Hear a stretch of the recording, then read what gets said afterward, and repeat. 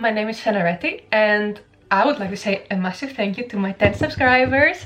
I'm so very happy that you're here. So this is my second YouTube video and this video is gonna be about books to read to escape.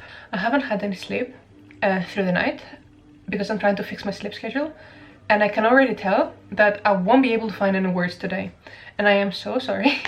I am so sorry. Honestly, I'm so sorry. Okay, so today's video is gonna be about books to read when you want to escape reality. So that means, you know, when you're having a bad day, that one book that when you're reading it, you're just transported into like a magical world. And that doesn't always mean a fantasy world. Like, sometimes even reality can be amazing if it's the proper book. I'm gonna talk about 12 books. And all of them are kind of different from each other. So I'm gonna give you a brief synopsis of each of them and how I feel about them and why you should definitely read them. Because each and every one of them is like amazing and has impacted my life a lot. I truly hope that you will enjoy my recommendations, and I truly hope that you will pick up at least one of those books and read them and have me to thank, because you know, recommending books is such a pleasure of mine because I enjoy reading books so much. And you know, when you read something and you're excited and that you want to share with somebody and you want them to have a conversation and like talk about how amazing it is, and when you have nobody to talk about, it just drives you mad. So I'm gonna be here for you. If you read any of the books that I'm recommending, comment down below your opinion of it and we're gonna have like a deep discussion, okay? Please do that for me. Thank you. Something that I should really mention is that most of these books are in the young adult genre, because that's the only genre I truly appreciate. I feel like there's nothing spectacular about being an adult and having responsibilities, and that's the only genre that I care about writing as well. So most of the books that I choose to read right now are have characters that are like either teenagers or just young adults. This list is not really going in any particular order, but like the one that I'm gonna leave for last, you know, is my favorite. If you have seen my previous video, I mean, no spoilers, but you're not gonna be very surprised. But anyway, so I would start with like the easiest read. Okay, and my recommendation for that is gonna be Heartstopper by Alice Oseman.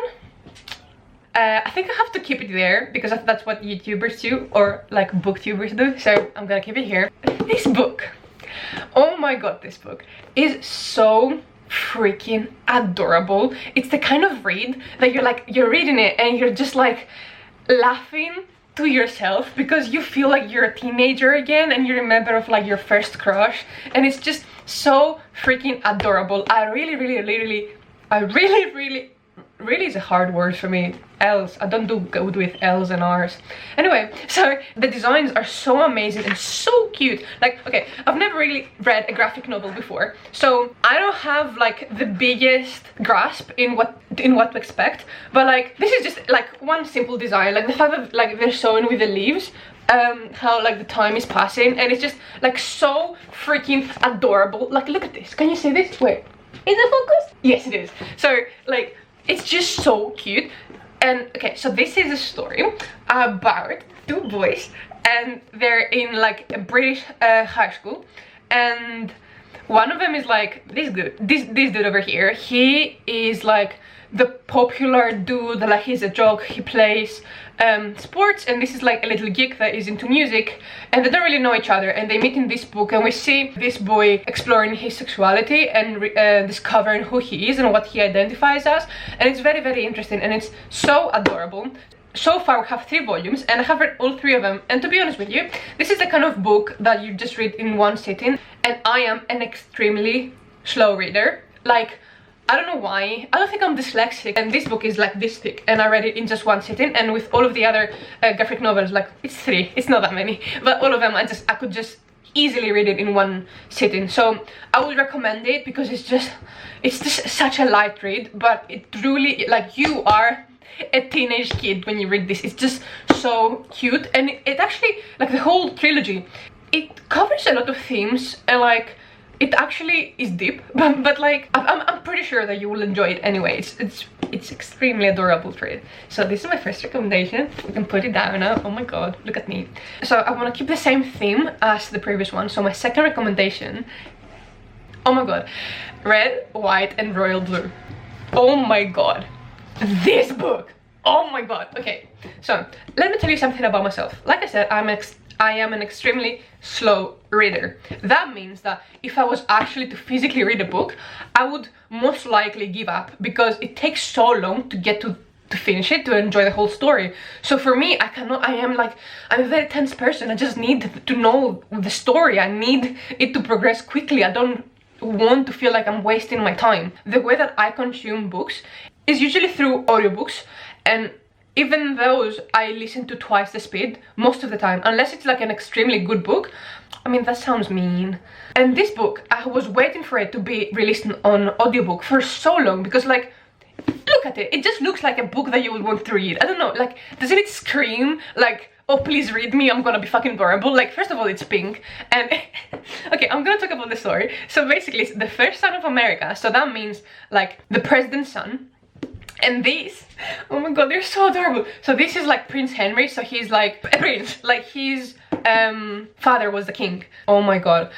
So basically, it has so many tropes. This is a haters to lovers, friendship to lovers kind of book.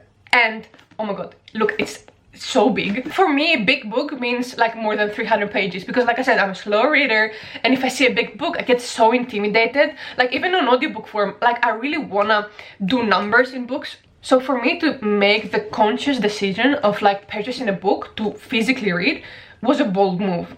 But like, I didn't even have to put any effort into reading this. Like, I just wanted to read it the whole time. I was like reading it in the metro, in the bus. Imagine, I was on holidays in Greece, like when I had such a limited time to be there, and every waking moment that I had, I wanted to read this book. I was like this, like I would not leave it. Like, imagine like the metro being like so packed, and I'm like this. I don't want to close my book. Like, I was just like reading, so like obsessed with this book. And this is one of those books, like, you're reading something that's like so adorable, like you just punch yourself with the book. Like, I don't know, like, if you feel this. Like, as a person, I'm very passionate. I don't know if it comes across, but like, I was reading this book and like I was like physically like I could not even. I was like closing the book and I was like, oh my god, this is too much. And I was like, this book was just making me have so much intense emotions.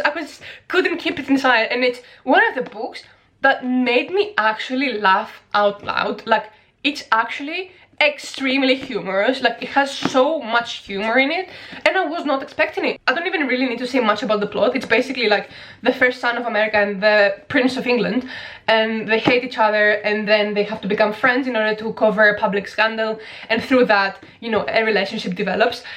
It's so amazing.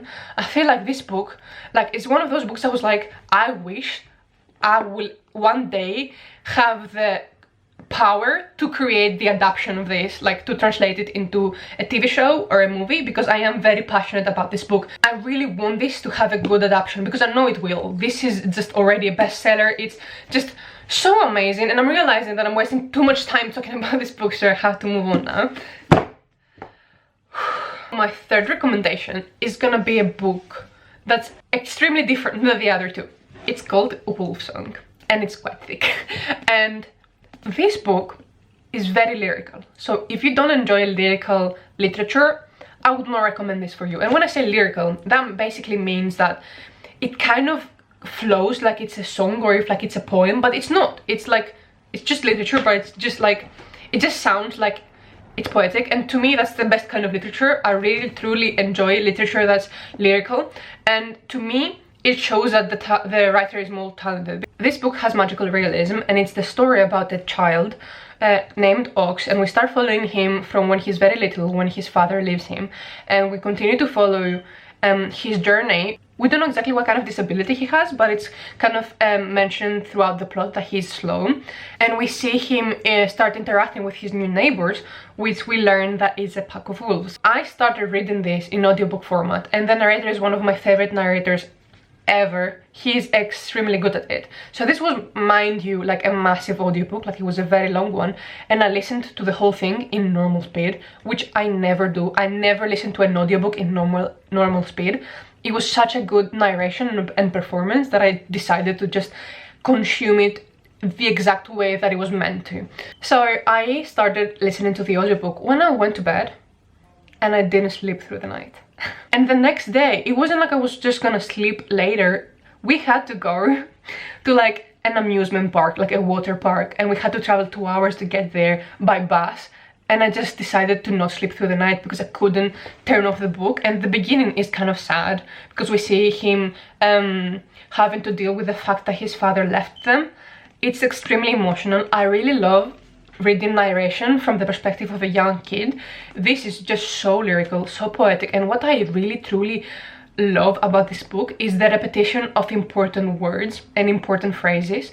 And you will understand what I mean when you read this book. It repeats some key phrases so much that every time it hits you harder, and sometimes it's some very, very simple phrases, but it really, it's insane. It's just so amazing. And if you enjoy lyrical literature and if you enjoy magical realism, you're gonna truly fall in love with this book, and the characters and the plot and the love story and the drama. Oh my god, this is such a sweet and atmospheric book. Like, this is a book to read with a cozy blanket and like a cup of tea. It's just the type of book you feel like you belong in the town that it takes place, and it's like really, really immersive, and I really, really, really loved it, and I've already read it twice. Okay, so to go from there, I'm gonna mention another book with fantasy elements, and that's gonna be, it's The Six of Crows. With this book, I don't really know exactly how to describe the plot. We basically follow 6 kids that are like outlaws, and basically they're trying to break somebody out of prison, which is not their friend. They're doing it as like a job, an extremely risky job from like the highest secured prison in the universe of the book. So this book is like a spin-off of a different series, which I've never read, and I don't intend on reading because I heard it wasn't that well done and it had too many tropes that I'm not a huge fan of. But this book, you know how everybody has been praising it? Well, they were right, okay? They were right. And like, I started reading it in audiobook format, and to be honest with you, I could not follow the audiobook. Like, it was too complicated for me. And okay, so for me, when I read a book, I need to have very specific visuals about how the characters should look like. So every time I have like a book that has a cast of characters, I immediately look for fan art, and I have it open on my phone when I'm hearing the narration, so I can start associating how people look like, because otherwise I just get confused and I don't really know what's going on, and I go halfway through a book and I really don't get the correct experience because I don't understand what's happening. So with this book, I listened to the audiobook, 1 hour worth of audiobook 4 times. So I'll do it again and again and again and again because I kept not understanding what was going on. So then I decided, instead of deleting the audiobook, to actually give it a chance. So I purchased the physical copy, and that created my favorite habit ever, which is listening to an audiobook while reading the book physically and actually taking notes. So I learned too late in my life that if you don't take notes at a book, it's like if you haven't read it. It truly feels like you haven't fully experienced the book if you don't actually highlight your favorite lines. Now, you know, when you want to revisit a book, if you have made like 0 notes, like, it's like you're revisiting like a corpse. It's like you're revisiting something that you've never been there before. And to me, it's just now essential to actually always keep a pencil, like a very soft pencil. It doesn't like leave scars or anything. And I do intend to always keep my books. Like, if I purchase a book, it means that it's good enough to be in my collection. I don't just purchase books as a shopping thing. Like, I only purchase books that I already know I like. So with this book, you just have to go blind, to be honest. It's just a book about a different universe, so it has magic. We basically follow 6 characters, and all of them have love stories that you can follow, and I am extremely fond of every single one of them. And it's just amazing, and it has so much tension, and the characters are so beloved and so well written. The dialogue is so amazing. Everybody's so distinct, and what I like about it is that it's 3rd-person narration, but every chapter has a different narrator. And something else that's extremely brilliant and artful about this book is the fact that it has so many throwbacks that are intertwined or intertwined or integrated, that are like very nicely woven into the actual story. So because of those flashbacks, by the time you reach like the point that you're meant to care if they die or not, like, you're extremely nervous for their lives. You have so much empathy for every single character. You understand their perspective, you understand their struggles, and you're gonna fall in love with the relationships in this book, both the friendships and the love stories. And it's actually extremely heartwarming, and you should definitely read it if you like fantasy at all, or if you wanna like to have like a beginner kind of book to start fantasy. I would really highly recommend that. So the next book I'm gonna mention, because I have to mention a classic, of course I have, and it's my favorite classic novel. It's Jane Eyre. I have memorized whole parts of it by heart because it's like such a feminist novel and so ahead of its times. It's one of the first novels that actually capture the human consciousness and how a human being processes their thoughts and their inner conflicts, and I really find it so amazing. But you know, apart from that, I like massively care about the love story. Like if it wasn't for the love story, I would never finish the book.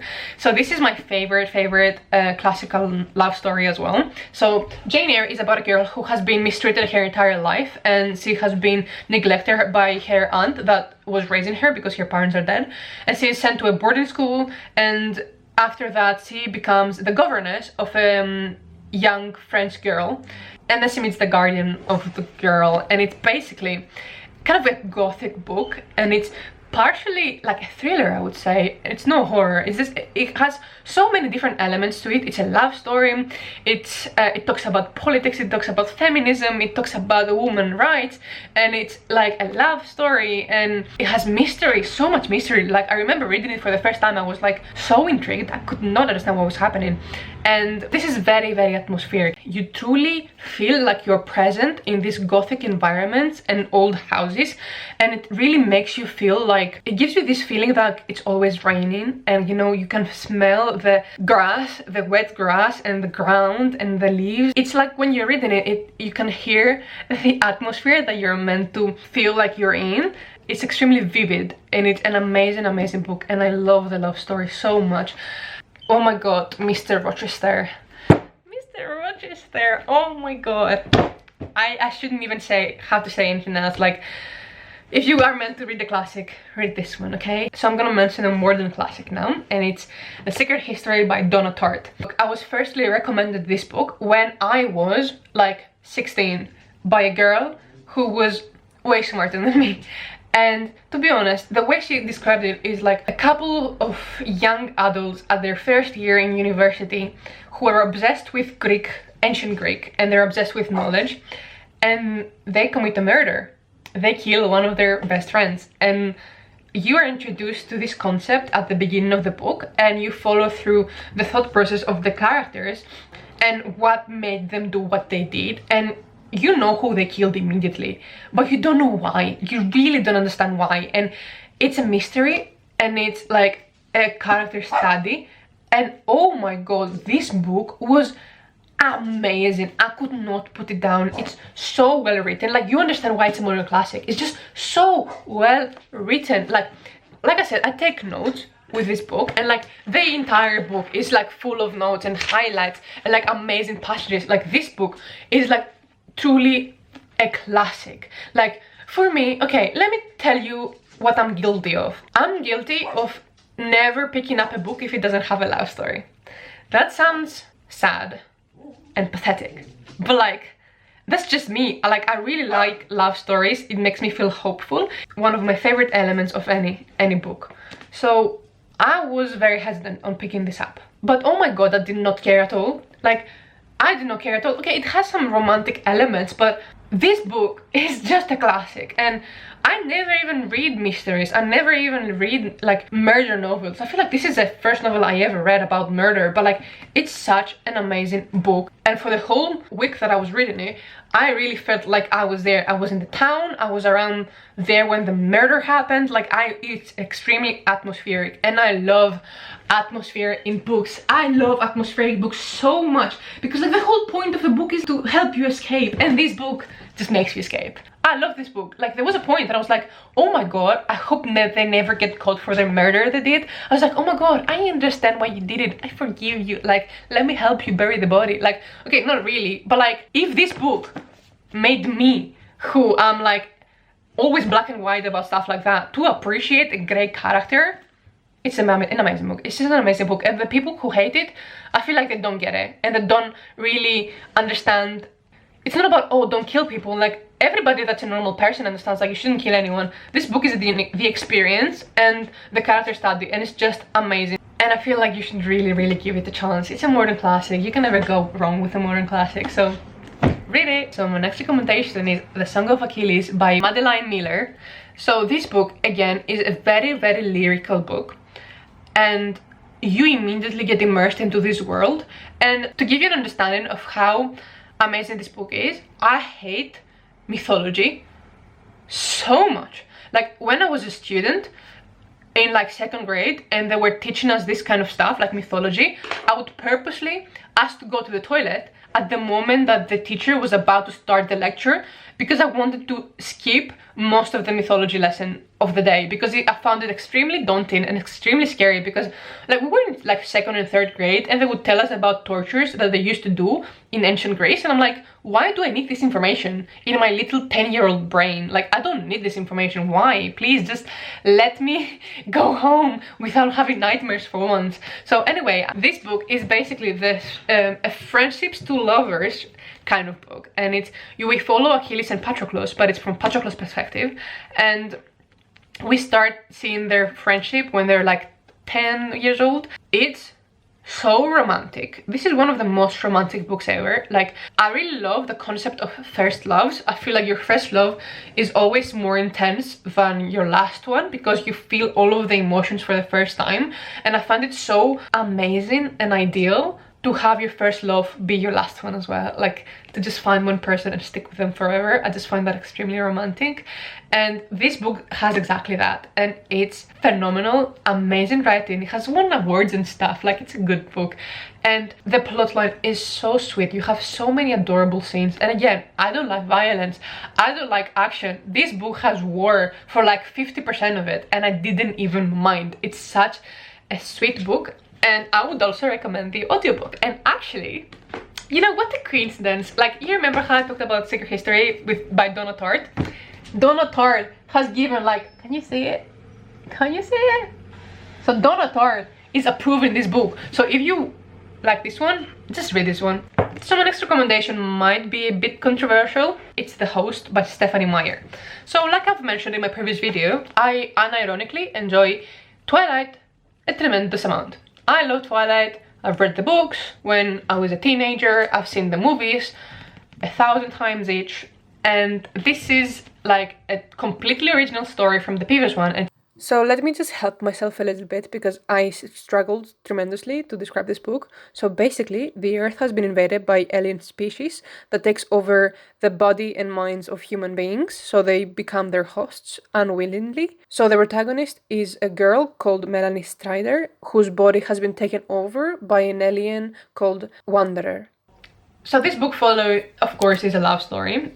It's like a Stephanie Meyer book, of course. So the whole love story is like a love triangle. So basically, the body, Melanie, has a boyfriend, Jeremy, and Wanderer falls in love with a different boy. So basically, it's not really a love triangle, but like both people are attracted to the same body, but it's two different girls. So we see this love triangle, and Melanie not wanting Wanderer to be with another guy, because it's like she feels like she's cheating on Jeremy, but in reality, is it Jared? Oh my god, it's Jared. Let's pretend I always said Jared. Anyway, and this book has one of my favorite governments ever, and I wish government worked like that. It's basically like a communist kind of concept, but without any money. Like, I don't know if this would ever be possible in humanity to achieve, but if I was to choose like one governmental system, it would be this one, because it just seems so fair. And basically, aliens are like the most peaceful creatures, so there's no more wars, there's nothing bad going on, there's zero crime. They're just so pure and nice, and you just kind of feel like, does humanity actually deserve to be taken over by aliens because we are just pure evil? So this book is extremely enjoyable and pleasant to read. It has intense angst and romance. So if you want to escape with a book that's like completely out of this world, with amazing love stories and a lot of angst and tension and alternative futures, I mean, this would be the book for you. I would really recommend it even if you didn't like Twilight. And you know, with some books, you just shouldn't read them too critically. And if you want to be triggered by something, you're gonna get triggered no matter how good the book is. So if you've heard somebody being like extremely picky about every book, like, just consider that every book has a specific target audience. And if you're not the target audience, you shouldn't be that bitter about things that you don't enjoy that teenage girls do. So Okay. Anyway, so now we're going to one book. Okay, it's this one. So basically this book is the story of a teenager runaway who is extremely talented at a fictional sport called Exi. So basically Exi is like this sport, but like more intense and indoors. So basically he's a runaway, so he keeps changing his name and changing schools, but then he gets recruited for one famous Exi team, a university team, and it's basically a team full of misfits, a team full of abused teenagers with dark pasts and people who have been like in and out of juvie and stuff like that. So this is a story about basically Neil, who is trying to run away from his past, which involves mafia and his father being like drug lord and the head of a mafia, which, you know, is a bit of a stretch for a teenage love story that involves sports, but anyway. So we basically follow the protagonist as he is getting into this new university, and again, it's a very atmospheric book. You immediately feel like you're transported into the university. I wouldn't say this is the best written book, but it has so many characters that you feel strong emotions towards, and the love story, although it's a slow burn, like you shouldn't expect the love story to come to this book. Like you should expect it in like the second and third book, but it doesn't matter because it's such a short book, and you really get transported to like this like kid's life and all of his like struggles. And it's a good book because you just really like are brain dead throughout. Like I, of course, again listened it to audiobook, and I remember it was during the summer, and I would like wake up, go to the living room, start playing the audiobook, and lie on the couch and just listen to the audiobook, like looking blankly at the ceiling, and it felt like I was watching a movie. It's so easy to listen to and so easy to read. Like the whole 3 books are all this length, and you can just read them all like in a week. And this is what I actually did. Like I listened to all 3 of them in a week, and I would give like massive red flags for trigger warnings for sexual abuse and graphic violent scenes for the second book, but I feel like the first and the third one are okay. Okay, so now we're going to one of my favorite atmospheric books, and it's like in the young adult category, and it's The Raven Boys by Maggie Stiefvater. It's extremely atmospheric, it is lyrical at some points, it's well written, and it's magical realism, which I do enjoy a lot. The plot doesn't even really matter, to be honest, with this book. Like it's extremely good cast of characters, and you care about each and every one of them and their friendships and their relationships and the love stories. So this is like a quartet, so it's 4 books, but like you can just read the first one and you can figure out if you like it or not to continue. So this is a book about a teenage girl named Blue and how her life changes when she meets a group of prep kids that have a mission to find a dead Welsh king. That sounds weird, but I will mention something that I really think that is gonna like make you want to read it. So basically imagine that Blue lives at a household full of psychics, and her mom is a psychic, everybody's a psychic apart from Blue. And Blue see and hunches the power of psychics, so when she's around, their visions are more clear and more loud. So I will tell you what hooked me into this book. So the psychics go to the specific graveyard, and the psychics basically can see the ghosts of the people that were gonna die within that year. And because they're psychics and they have a lot of customers, they write down all of the names of the people that are gonna die, so they can let any of the customers know if some of their loved ones are gonna die. So Blue, she doesn't have any psychic power, so the only reason she's there is in order to enhance the reading of the future dead, and she cannot hear or see anything at all. Having established that, she's just there, extremely bored, until suddenly she sees a boy in the preparatory school uniform coming close to her and looking at her in the eyes and telling her his name, which is the way that he's establishing that he's gonna die within the year. So the reason she saw him is because she's either his true love or she killed him.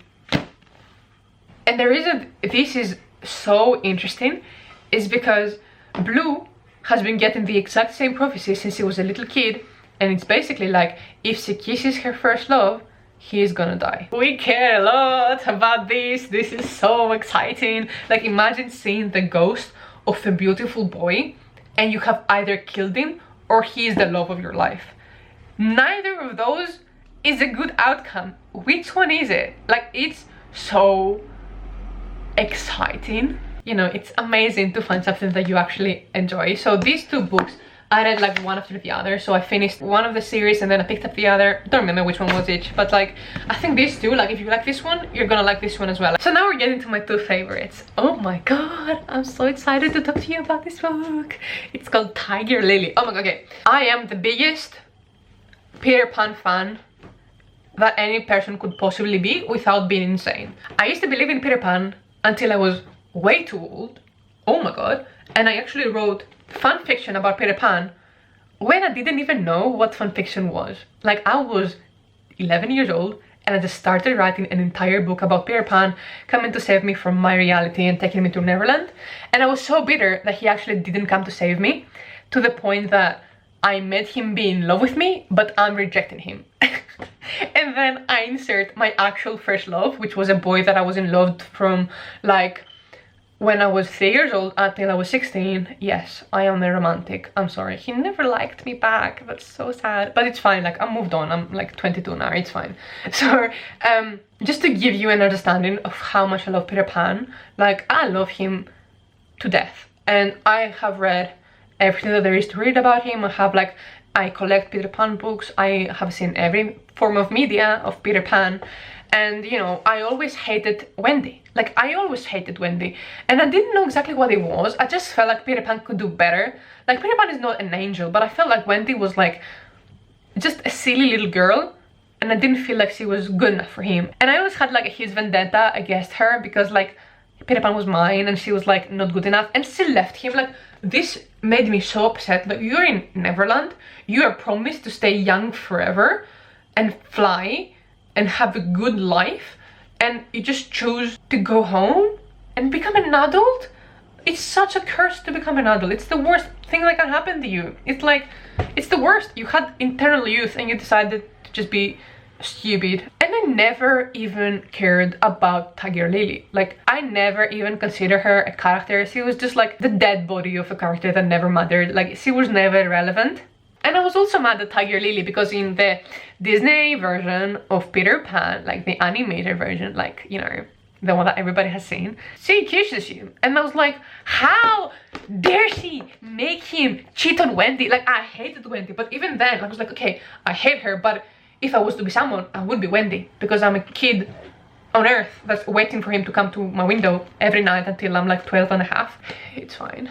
And so I never liked Tiger Lily, but this book changed my entire perspective about the entire Peter Pan legend. You know how I call it legend? Because like, oh, it could be real. I'm fine. You know, to this day, if somebody tries to say the opposite of like fairies existing, I wanna like murder them, because I'm like, if Tinkerbell dies because of you, Peter Pan will never forgive me and he's never gonna take me to Neverland, and I'm just never gonna risk that. I'm never gonna risk that. So this book basically follows Tiger Lily in a very magical realism environment. So she's on an island with her tribe.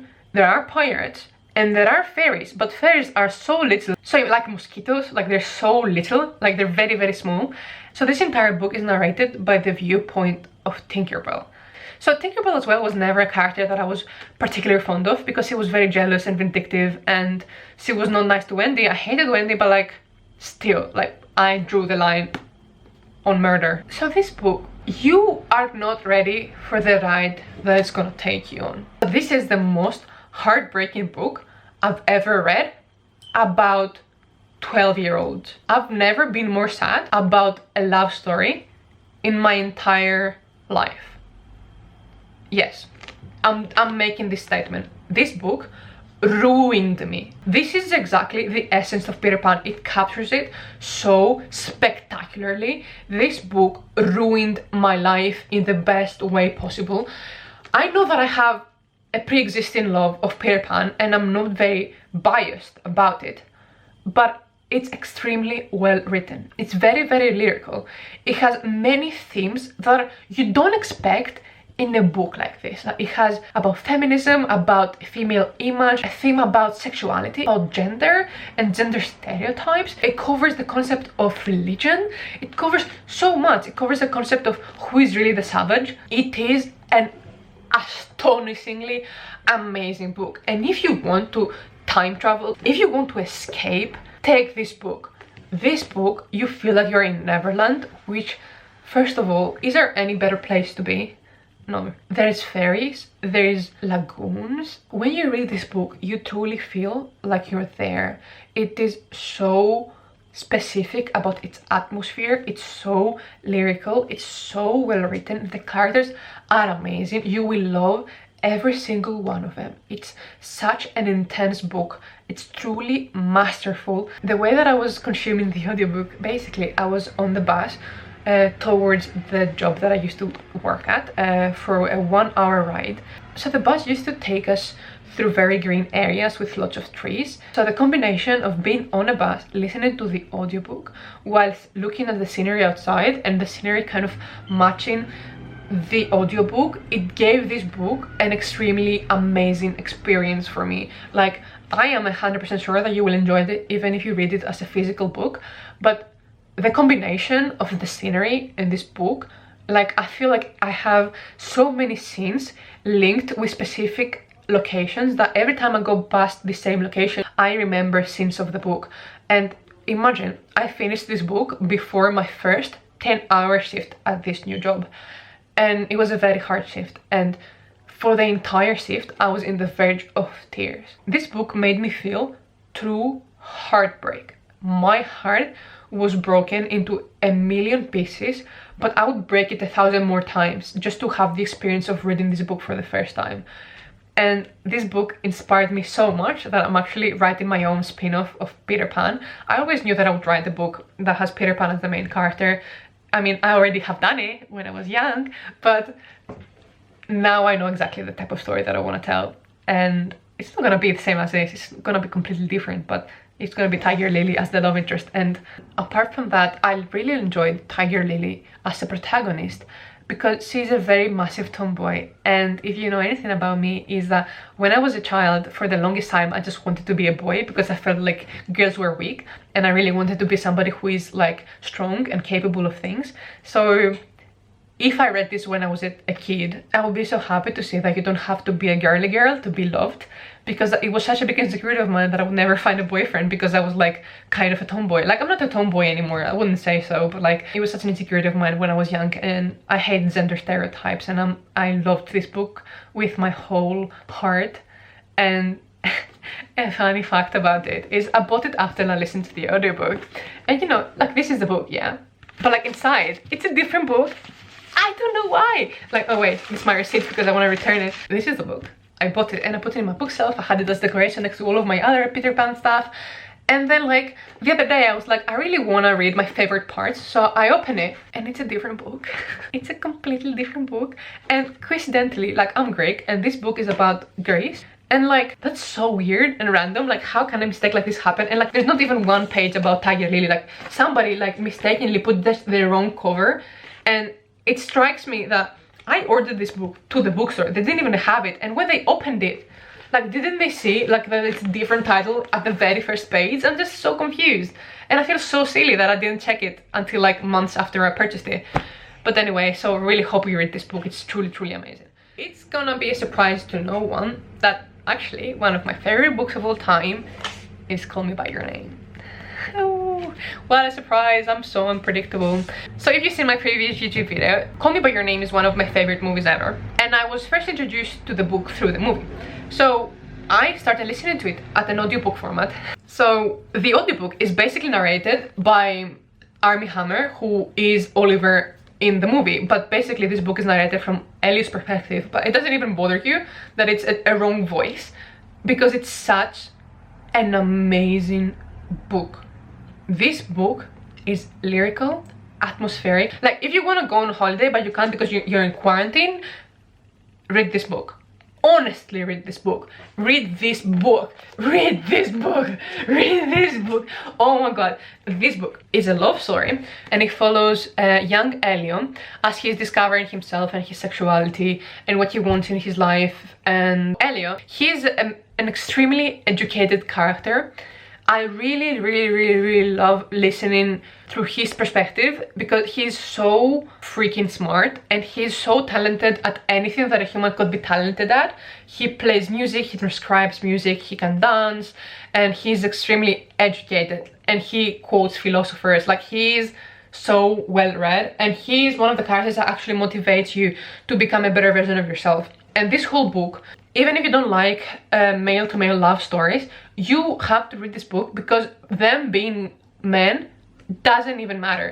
It's a book about two souls finding each other. It's a book about soulmates. It's a book about youth. It's a book about memories, because the way that it feels, it's written by Elio when he's already old. So the way that you read it, you can see that Elio knows the future, but he's just not really telling you. So basically he's reliving the memories of the summer that he fell in love for his first time and he found the one. And it's just an amazing book to read. You are in Italy, you are there, you're in the 80s, you feel the vibes.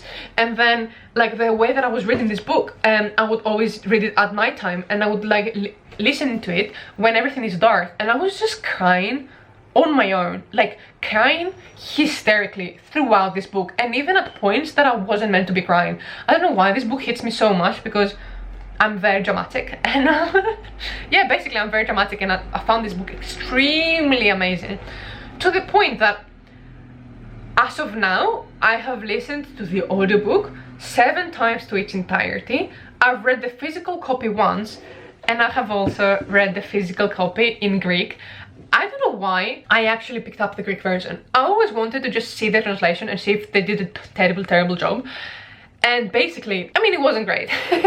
It wasn't the best translation, but it's always better to read the book at the language that it was written. So I was reading this throughout the summer. Not throughout the summer, like briefly through the summer. I read like 10 books during the summer. So I was reading this, and I was actually taking notes. So because I've read this like 7 times already before I started reading the Greek version, and because I had at that point watched the movie about 15 times, I already knew most of the passages by heart in the English version. So every time I would reach a passage that was like one of my favorite ones, I would highlight it and then on my own write the literal translation, like from the book, because I remember it by heart. And I've done it so many times, it's actually like impressive. And so the book is like separated in 3 big chapters, and like my favorite one is Monet's Berm, and that's the one that I know most phrases from by heart. And in the Greek version, basically, I just wrote all of my favorite phrases in English. Like, I would go through the chapter, and I would find my favorite phrases, I would highlight them with my pencil, and then I would go up here and collect them in order to have like a place with all of my favorite phrases. And like some of them are like heart of heart and light of my eyes. Oh my god, light of my eyes. This book has so many amazing phrases. It has such amazing characters. I love the inner monologue and the thought process of Elio. He is always overthinking everything, and it's so interesting.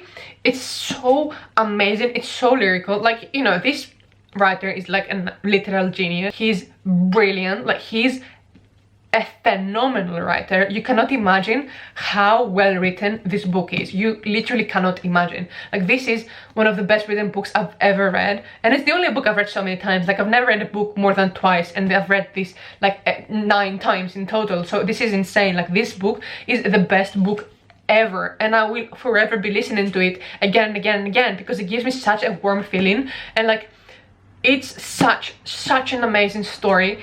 It has so many amazing themes, so many amazing scenes, so many amazing dialogues. Like, it's so interesting seeing 2 people have real conversations, and it's so nice and wonderful to see a person fall in love for the first time. Like I said, nothing can be compared with your first love, and this book is exactly that. And you see this character being so fascinated and so obsessed with the love interest, but isn't it how we all are when we first fall in love? It's just so brilliant. You cannot read this book without feeling like it's a summer night.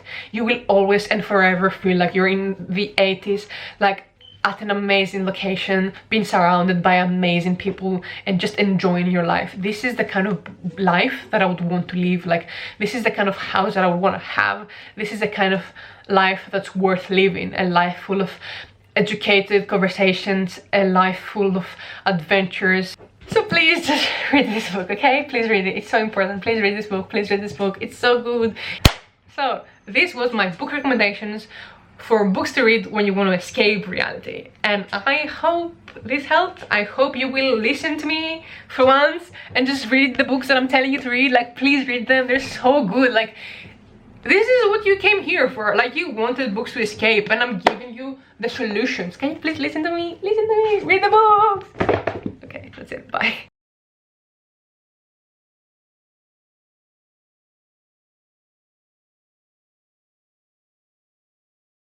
Remember how I said that when I was 11 I started writing fan fiction about Peter Pan? It's here. Look how big it is. Can you even believe that this little 11-year-old, this is the first one. This was the one I was most proud of because it was my favorite notebook. Oh my god, I'm gonna show you some of the inserts. So basically these were stickers that I was collecting from like some yogurts. I don't know why I was putting them here, I just thought it was cute. So this is the map of Neverland. Oh my god, the potential that I had as an artist. What a waste my life has been. So yeah, so this was my map for reference because my book, you know, is a serious book that takes geography very seriously. And let me see what else I can find in this little pocket. So this is my perfect resemblance of Peter Pan drawing. Like, can you see? Oh my god, what a beauty guru. I even drew his tongue, I don't know why.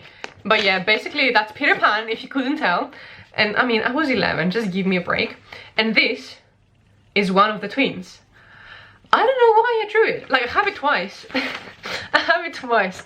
But I was very fascinated about the concept of twins. And I just wanted to draw them. Like, look at them, they're so cute. Look at their clothing, oh my god. Like, let me show you, like, look at this. Like, everything is handwritten. And I used to, like, write it in my desk instead of going to bed. Like, you know how a kid is a rebel?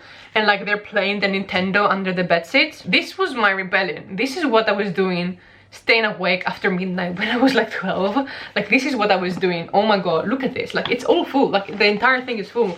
And then the next thing is full. And the next thing is full. And the next thing is full. And the next thing is full. Oh my god, I had so much time. Don't ever think that it actually had any, like, plot. It was episodic, and like, it was very heavily influenced by the things that were happening in real life.